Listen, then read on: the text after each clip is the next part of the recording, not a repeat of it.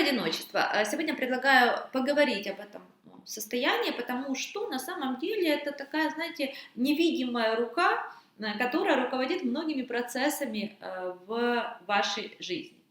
Представьте на секундочку, что у вас вообще нет страха одиночества. Ну, как-то вот его полностью у вас удалили.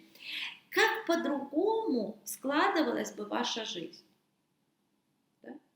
Скорее всего, вы бы сильно быстрее и легче уходили из изживших себя отношений. Или вообще во многие отношения не заходили бы в принципе. Правда? Скорее всего, вы бы более легко, прямо и честно выражали себя, свои чувства в отношениях, где вы находитесь, хоть в семейных, любовных, бизнес-отношениях, неважно. И тем самым делали бы эти отношения живыми, делали бы эти отношения более близкими, более питательными и для вас, и для вашего партнера. И в итоге, скорее всего, многие из этих отношений продлились бы дольше и были бы очень ресурсными. И так далее. Очень много, да, вы бы легче себя проявляли в карьере, в бизнесе.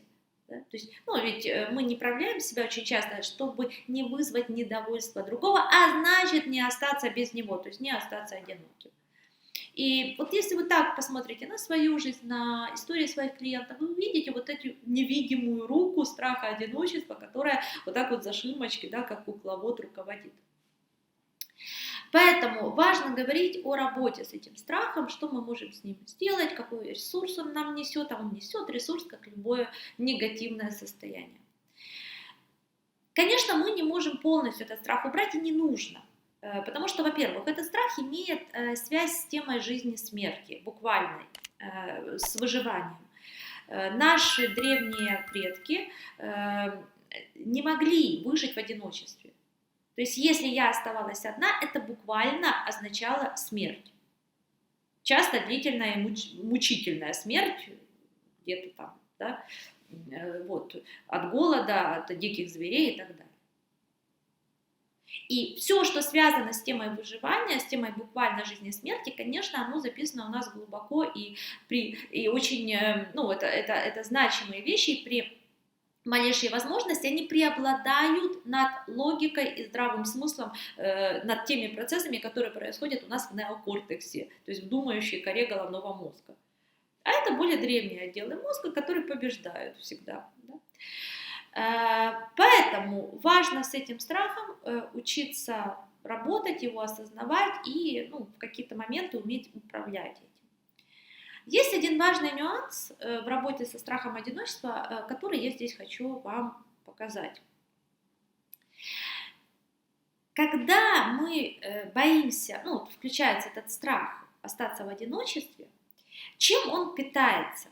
Он питается идеей, часто неосознаваемой, о том, что я не смогу, то есть я останусь в одиночестве, потому что не смогу найти альтернативу. И в каких-то ситуациях жизненных это правда так. Например, ребенок не может уйти из дома и найти других родителей. 5-летний ребенок не может.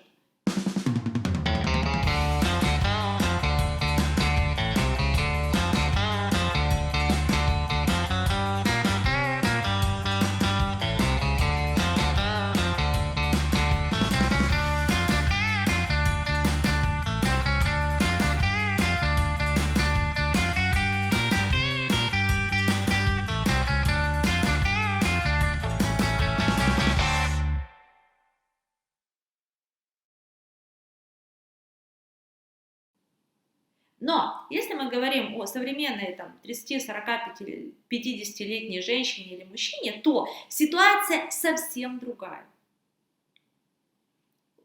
В мире 8 миллиардов или сколько людей, 7 миллиардов, да? И альтернатива есть всегда. Хоть вы ищете мужа, хоть вы ищете жену, любовника, любовницу, клиентов, партнеров по бизнесу, любых людей, сотрудников, любых людей, которых вы ищете, в мире очень много подходящих людей на это место.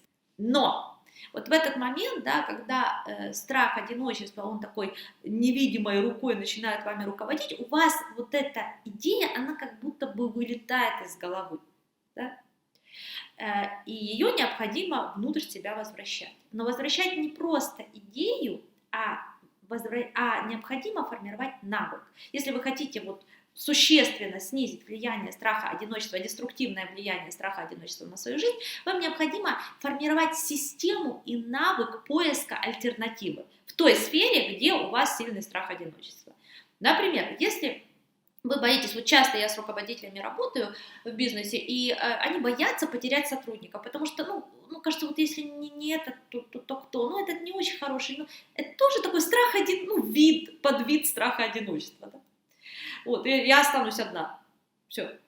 И тогда какую рекомендацию я даю таким руководителям? Кроме терапевтической работы и так далее, создать у себя в компании понятную систему нахождения, рекрутинга, привлечения новых людей.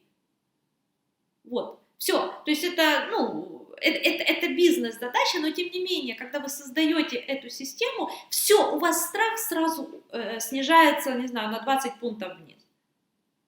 Если вы боитесь потерять партнера, мужа или жену, остаться в одиночестве, значит, вам необходимо понять, наладить систему привлечения новых потенциальных